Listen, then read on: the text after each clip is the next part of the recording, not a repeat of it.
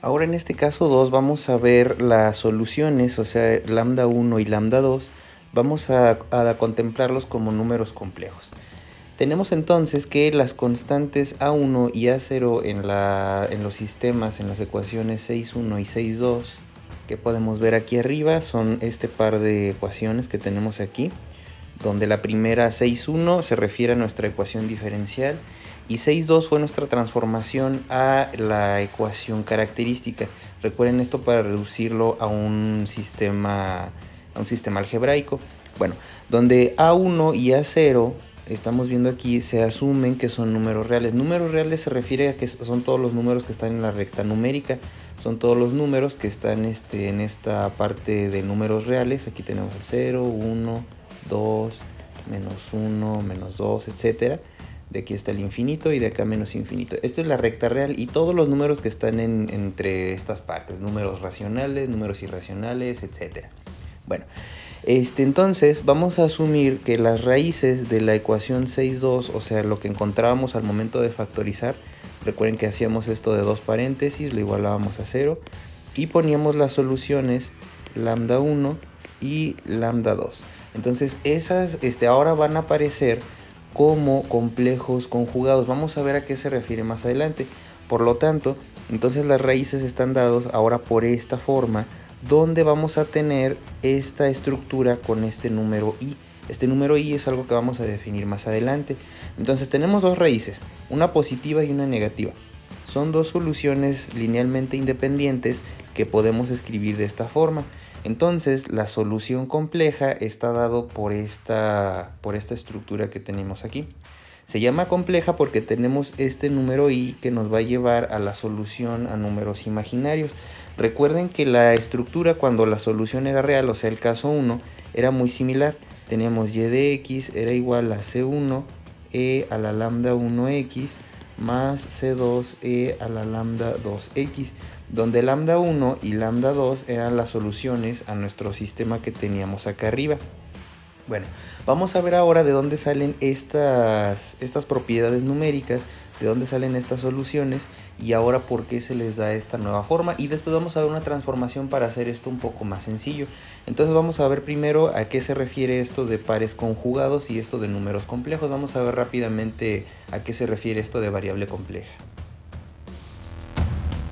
Bueno, rápidamente del caso 1 habíamos encontrado que la solución a este tipo de ecuación diferencial de segundo orden era cambiarlo a una ecuación característica que era de esta forma: lambda cuadrada menos 9 veces lambda más 14, esto es igual a 0. Entonces aquí habíamos buscado un par de números, las raíces, habíamos puesto esta solución de esta forma, lambdas, y teníamos lo siguiente, menos y menos. Recuerden que el primer signo pasa de forma automática y el segundo signo es la combinación de este con este, de ahí sale este menos. Menos por más sale negativo. Entonces estamos buscando una combinación de números que restados en este caso me den 9 y multiplicados entre sí me den 14 positivo. Entonces pues aquí es muy sencillo, esto es 2 y 7, menos 2 menos 7 me da menos 9 y menos 2 por menos 7, menos por menos es más y me da 14 positivo. Entonces de aquí habíamos hecho la conclusión de que lambda 1, recuerden cambiando el signo debido a que estamos buscando el número para el cual esto se cumple. Aquí ponemos que esto es 2, porque si sustituimos aquí el 2 se va a cancelar y va a ser eso 0. Entonces esa es la primera parte que cumple, 2 positivo. Y después lambda 2 va a ser igual a 7, nuevamente porque al momento de aquí meter el valor de 7, 7 menos 7 otra vez se hace 0 y también cumplen estas dos. Se conocen como raíces. De aquí podemos graficarlo. Podemos ver aquí en Desmos esta forma. Recuerden, estoy graficando esta ecuación cuadrática, menos 9x y más 14. Entonces ya tenemos esta parte de nuestra gráfica, donde nos podemos dar cuenta que las dos raíces son 2 y 7, como lo estamos viendo aquí. Entonces en esto vamos a apoyarnos para ver ahora el caso 2. El caso 2 donde ahora las raíces se conocen como raíces imaginarias. Vamos a ver a qué se refiere eso y vamos a determinar cuáles son las características de esta nueva parte de soluciones. Vamos a ver entonces a otro ejemplo. Ahora tenemos este siguiente caso, el caso 2. en donde ya va a aparecer esta estructura que les estaba mencionando. Si nosotros quisiéramos resolver esto con la estrategia que habíamos hecho anteriormente de traducir esto a un problema algebraico, más 7 lambda más 16, esto es igual a 0. Aquí, por más que nosotros tratemos de encontrar una combinación de números que cumplan con esta característica de que sumados me den 7 y multiplicados me den 16, por más que nosotros tratemos de buscar estas combinaciones de forma por inducción, por observación nada más, no vamos a encontrarlo. Entonces, ¿qué es lo que podemos hacer? Podemos hacer uso del graficador. Entonces vamos a ver si el graficador nos da alguna respuesta. Entonces tenemos x al cuadrado, tenemos aquí lo siguiente, tenemos aquí x al cuadrado más 7, tenemos aquí más 7x más 16, Entonces noten aquí que a diferencia del caso 1 que tenemos aquí en verde, aquí en la parte izquierda, nosotros no tenemos partes donde esta ecuación, esta parábola que tenemos aquí, esta ecuación cuadrática, cruza el eje X que tenemos aquí. Si nosotros lo vemos en esta parte de acá, los números que habíamos encontrado en el caso 1 sí cruzaban el eje, o sea, sí había soluciones en la recta real, sí había números en los cuales esta línea en azul que tenemos aquí en la parte izquierda sí cruzaban el eje.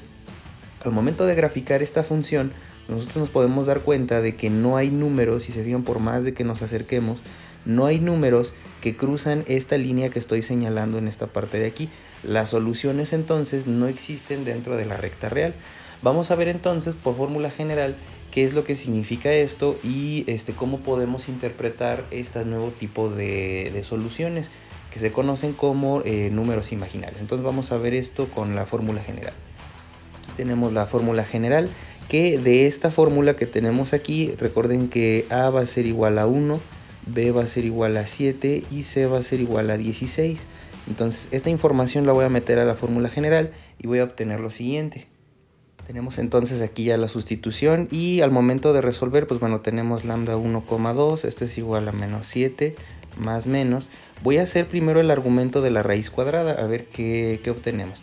Tenemos aquí primero 7 al cuadrado y después voy a restar menos 4 por 1 y después voy a poner por 16. Aquí tenemos lo siguiente. Entonces, como nos podemos dar cuenta, aquí obtenemos algo muy importante. Aquí obtenemos un número negativo. Habíamos visto hasta este punto que hasta aquí llegábamos en ciertos problemas donde decíamos, bueno, pues aquí la raíz no existe, aquí la raíz es una raíz negativa y ya no podemos seguir más adelante. Tenemos que 7 al cuadrado, esta parte de aquí 7 al cuadrado menos 4 por 1 por 16, no tiene solución y hasta ahí llegábamos, decíamos, bueno, pues esto no cumple con ningún sistema y no va a llegar a ningún lado. Bueno, para poder resolver esto se introduce algo diferente que se conoce como números imaginarios. ¿Qué quiere decir eso? Que nosotros ahora vamos a entrar a un campo nuevo de las matemáticas donde tenemos lo siguiente. Sabemos que ningún número multiplicado por sí mismo me da un número negativo. Por ejemplo, si yo saco la raíz de 9, aquí la raíz de 9 va a ser más menos 3. ¿Qué quiere decir eso?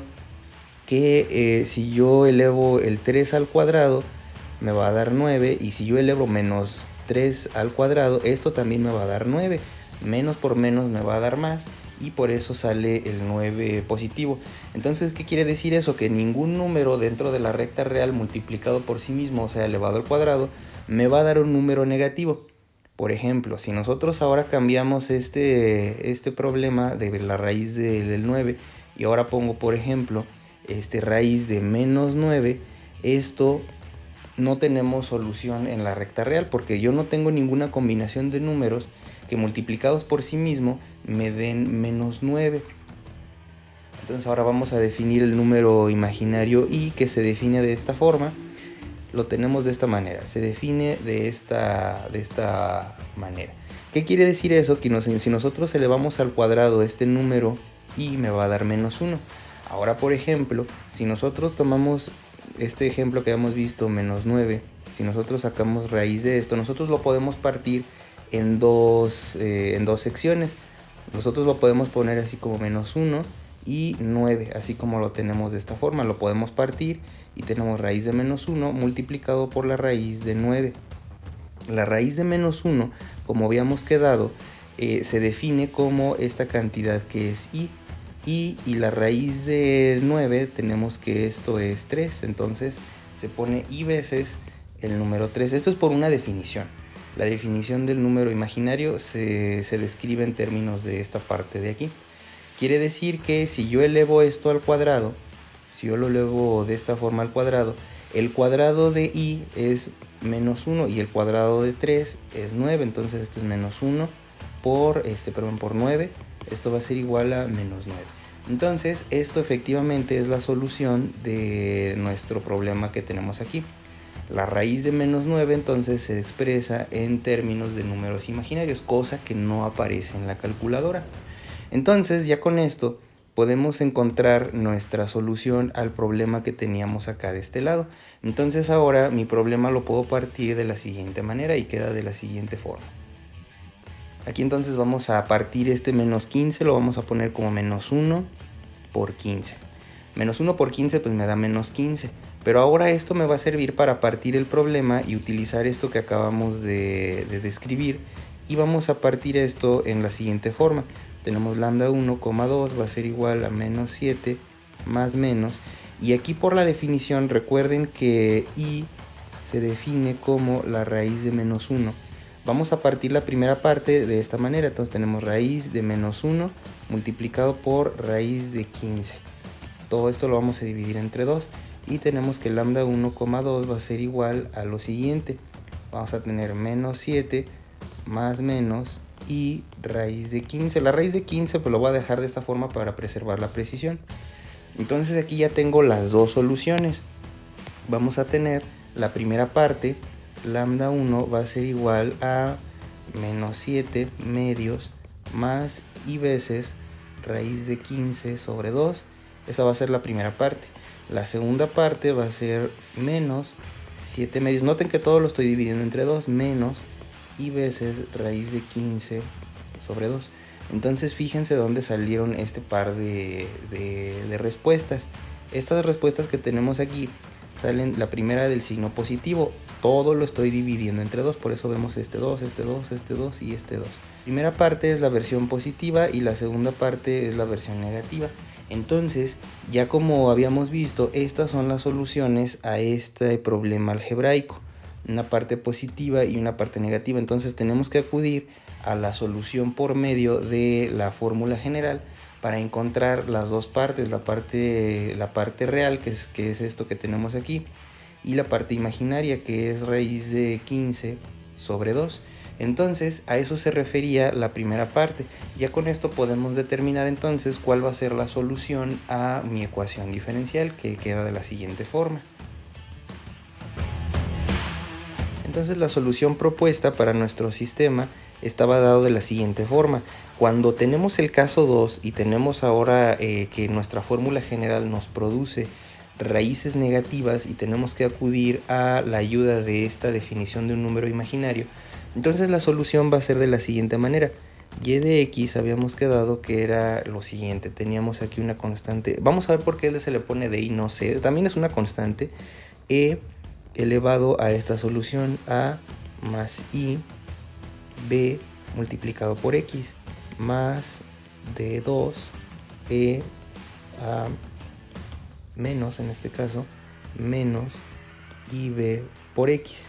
Vamos a ver quién es quién. Si nosotros nos damos cuenta, esta estructura que estamos viendo aquí es la solución de las lambdas.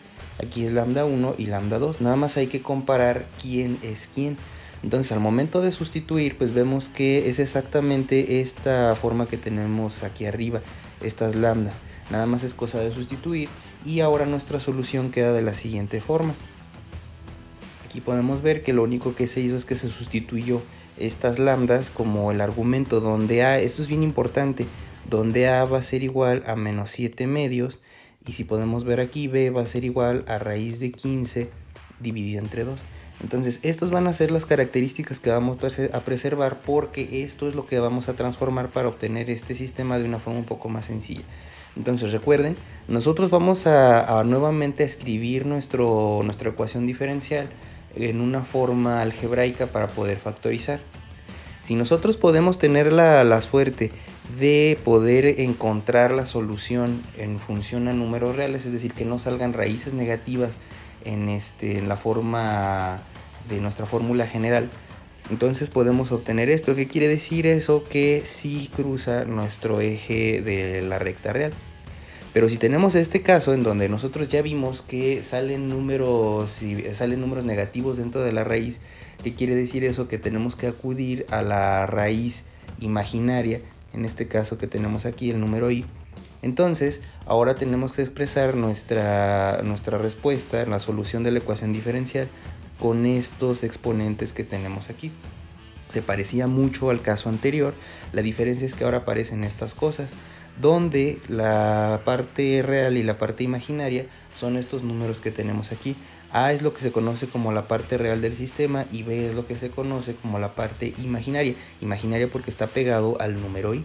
A vale entonces menos 7 medios y B vale raíz de 15 sobre 2. Entonces lo que vamos a hacer a continuación es que vamos a reescribir esto para dejar de tener este número i, y vamos a ver cómo se transforma esto para obtener una relación un poco más sencilla. Entonces vamos a escribir esto de otra siguiente forma, utilizando algo que se conoce la relación de Euler. Aquí podemos ver entonces nuestra forma general de nuestra solución. Recuerden, donde lo importante son estos números a y b. Recuerden que aquí sale positivo y sale negativo debido al hecho de que viene de la fórmula general. La fórmula general, recuerden que tiene una versión positiva y negativa. Nada más ahora la diferencia es que nosotros nos encontramos con nada más que ahora nosotros nos encontramos con la peculiaridad de que ya sale una raíz negativa en este caso. Entonces eso es lo que estamos viendo en este caso. Bueno, las relaciones de Euler nos van a ayudar a escribir esta ecuación que tenemos aquí arriba, esta solución, de la siguiente forma. Las relaciones de Euler son las siguientes. Entonces, con ayuda de estas dos relaciones que podemos ver aquí, que encontró el matemático Euler, vamos a sustituir y vamos a transformar esto que tenemos aquí. Lo que voy a hacer al principio es que voy a separar las exponenciales y voy a agrupar de la siguiente forma. Entonces, ya nada más trabajando esto de esta forma, voy a separar para poner primero una parte con números imaginarios y después una parte sin números imaginarios. Voy a separar entonces el problema y voy a tener lo siguiente. Aquí lo único que hice fue que separé la parte de esta suma que tenemos aquí. Recuerden, multipliqué la x por la a, entonces quedó aquí ax. Y después multipliqué x por ib. Entonces, como es positivo, queda de esta forma este término de aquí. En la siguiente parte también hice lo mismo. Multipliqué la x por esta a y me da este número que tenemos en esta parte de aquí. Después también multipliqué la x por ib, pero este caso es negativo, si se fijan se parece mucho, y me sale esta parte de aquí. Ahora voy a utilizar las relaciones de Euler para reescribir esto en esta parte de aquí y esta parte de acá. Como nos podemos dar cuenta, en la primera parte positiva voy a utilizar esta y en la segunda parte negativa voy a utilizar esta segunda expresión. Voy a separarlo. ¿Quién es entonces cada cosa? La parte de mi x es esta b que tenemos aquí. Esto que voy a poner de esta forma, y nos va a quedar de la siguiente forma. Entonces, utilizando esas relaciones, esto que encerré estas exponenciales con argumentos con este número imaginario, van a quedar de la siguiente forma.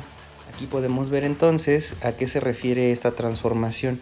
Entonces, en lugar de la m, aquí tenemos que es b, si se fijan. Entonces, por eso podemos ver aquí que aquí aparece esta b y después aparece en esta parte. No es lo único que cambió de esta relación que tenemos aquí. En lugar de m es una b, es lo que tenemos acá arriba en esta parte de aquí. Es nada más la primera relación. La segunda relación aparece de esta parte. Lo único que cambia, esto viene de aquí, es el signo negativo. Ahora voy a volver a hacer álgebra y voy a multiplicar este por este por este, y también voy a multiplicar este que está aquí afuera por este y por este. Entonces nos queda de la siguiente forma. Nada más es multiplicar ahora esta parte. Ya multipliqué estos paréntesis, noten que nada más es cuestión de multiplicar este por este. El siguiente lo estoy agrupando primero con esta parte de aquí. Estoy poniendo la función, el número i y nuestra constante d1 de esta forma. Lo estoy poniendo al principio. Nada más estoy haciendo un poco de orden, esto es conmutativo, por la razón que vamos a ver a continuación. Entonces tenemos este par de expresiones de estas multiplicaciones que tenemos aquí y vamos a poder darnos cuenta lo siguiente. Aquí puedo factorizar lo siguiente, este lo voy a factorizar con este de aquí. Este va a ser mi primer elemento y por otro lado también voy a poder factorizar esto que tenemos aquí. Esto que tenemos aquí lo voy a factorizar de la siguiente forma. Esta e y la exponencial también se aparece de esta forma. Tenemos la exponencial y seno de este argumento y la exponencial de esta forma. Entonces los voy a factorizar y va a quedar de la siguiente forma. Voy a empezar primero con las que señalé en azul y va a quedar de la siguiente manera. Entonces noten aquí cómo estoy factorizando primero la parte de azul. Este multiplicado por D1 me da esta parte de aquí y después multiplicado por D2 me da esta parte de acá. Después vamos a ver rápidamente la parte en rojo. Si yo multiplico esto, noten que también estoy factorizando aquí la parte imaginaria. Si multiplico este por D1, me da todo este elemento que está aquí. Si multiplico nuevamente este por menos D2, me va a dar esta parte que tenemos aquí. Entonces nada más estoy factorizando. Y aquí una cuestión bien importante es lo siguiente. La parte que nosotros podemos ver encerrada aquí en estos paréntesis, finalmente son constantes. Si recuerdan, una constante con otra constante la puedo agrupar en una sola. O sea, D1 más D2 la voy a llamar constante 1. ¿Por qué? Porque cuando nosotros metamos condiciones iniciales, yo puedo asignarle el valor ya con un número real. Igual de la misma forma voy a agrupar esta diferencia de estas dos constantes, esta D1 y D2, y también el número imaginario. Esto es bien importante. Aquí es donde voy a fusionar el número imaginario. Le voy a llamar aquí constante 2. Entonces esto va a ser una constante 1 y esto va a ser una constante 2. Entonces así ya eliminamos la dependencia de esta simbología extraña que va a ser el número imaginario y nada más vamos a poner constante 1 y constante 2. Entonces la forma final para nuestra solución queda de la siguiente manera. Llegamos entonces a esta forma que acabamos de describir, donde recuerden que la constante 1 y la constante 2 son estas fusiones que se hicieron aquí. De ahí sale la constante 1 y de aquí, incluyendo el número imaginario, sale la constante 2. Entonces, si se fijan, aquí ya nada más es cuestión de describir quién es A y B, de nuestro sistema. Entonces, regresando al ejemplo que habíamos hecho anteriormente, iniciando esta primera sección de números imaginarios, con esta relación que tenemos aquí, ahora nuestro resultado nos queda de la siguiente forma. Vamos a regresar entonces al caso que estuvimos estudiando al principio de esta sección. Regresando entonces a este ejemplo que habíamos visto anteriormente, habíamos concluido que la parte real, o sea, lo que vamos a llamar como el número a, va a ser menos 7 medios.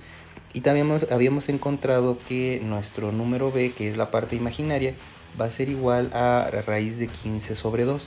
Entonces, la solución que acabamos de encontrar estaba dado en forma de la siguiente manera. Teníamos constante 1 a la ax por el coseno de bx más la constante 2 a la ax seno de bx. Si se fijan, aquí ya no tenemos las partes imaginarias como veíamos en esta primera parte. Utilizamos las relaciones de Euler y llegamos a esta fórmula que está aquí en verde. Entonces, ya para concluir esta sección, entonces podemos escribir nuestra solución, esto que está aquí en negro, de la siguiente forma. Entonces ya nos quedaría de esta forma, ya esta sería la forma final. Aquí, como podemos ver, lo único que se hizo es que sustituyó la parte de nuestro número real, la parte a, se puso de esta forma, aquí está a, y también se sustituyó la parte imaginaria que va en el argumento de esta función seno y coseno. Aquí en esta parte lo que quise hacer fue ver de dónde salen estas fórmulas para poder aplicarlo. No es necesario que ustedes sepan hacer el desarrollo de toda la parte imaginaria, de toda la parte de las relaciones de Euler. Lo que va a ser importante aquí, ya nada más recapitulando, va a ser lo siguiente. Vamos a utilizar fórmula general para llegar a estas expresiones que tenemos acá. Vamos a separar el problema ya cuando lleguemos al punto en donde encontramos raíces negativas. Vamos a separar esto con ayuda del número imaginario i. A partir de ese momento vamos a separar nuestro problema en una parte real y una parte imaginaria. O sea, vamos a identificar un número a y un número b.